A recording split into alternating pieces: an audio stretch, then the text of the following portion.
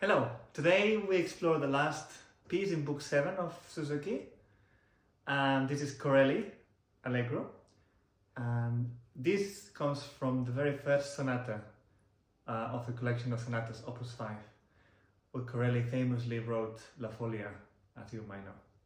So I'm going to play through it, but I'm going to play it under speed so that we can appreciate all the subtleties in the music.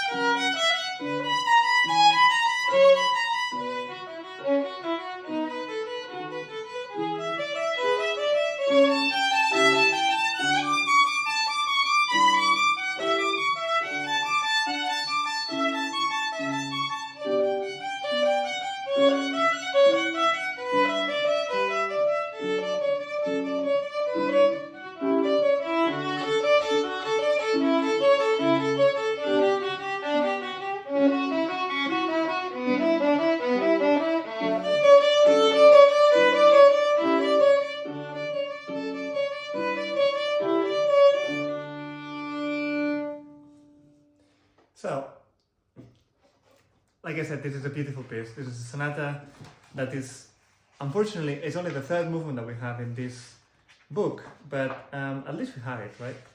And Corelli famously wrote the sonatas in a way to showcase his abilities, in the same way that he would then also showcase his concertos in the next opus. And this is the very first one of the sonatas. Being 12 of them, the last one was La Folia. So in a way, it's very connected to the Suzuki method in both ends, beginning and end of those sonatas.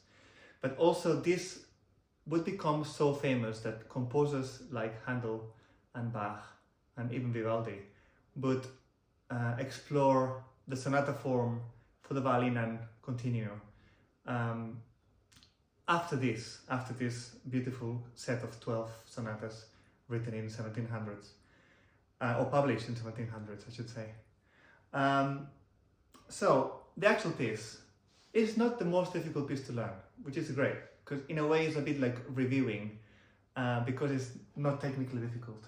Having said that, there's a couple of moments where we need to really keep an eye or keep an ear very, very close to what we're playing, because, for example,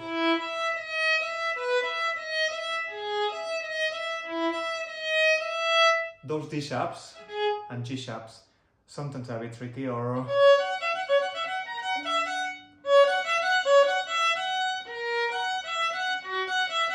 how it changes the position from being separate to being together, the fingers. So things like that, we really need to pay attention and not rush it. And that's one of the main reasons I wanted to play it slowly, and also with some sort of accompaniment context of the harmonies. And as much as it's really interesting to look in the book at the different dynamics, I think it's even more interesting to explore the dynamics by following those harmonies and by following the line. So for example, things like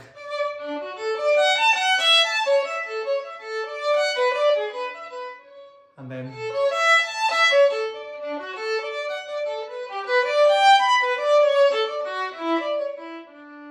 that very first phrase, and then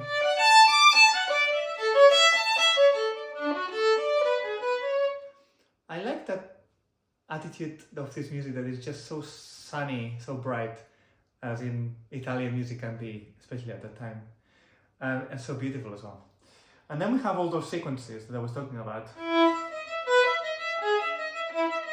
So we have that repeated, which needs to be in tune, but the melody is not actually that, it's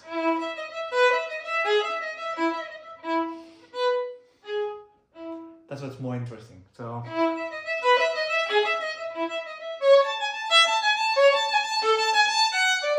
away, and then we build up.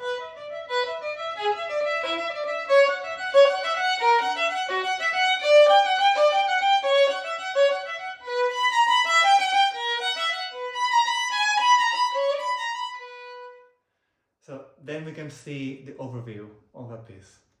And of course this piece is meant to be played in some sort of tempo that makes sense to have all those harmonies flowing. But remember, it's only allegro, not presto. It's very easy, a little bit like the fiocco in book 6, to plunge through the whole piece really fast.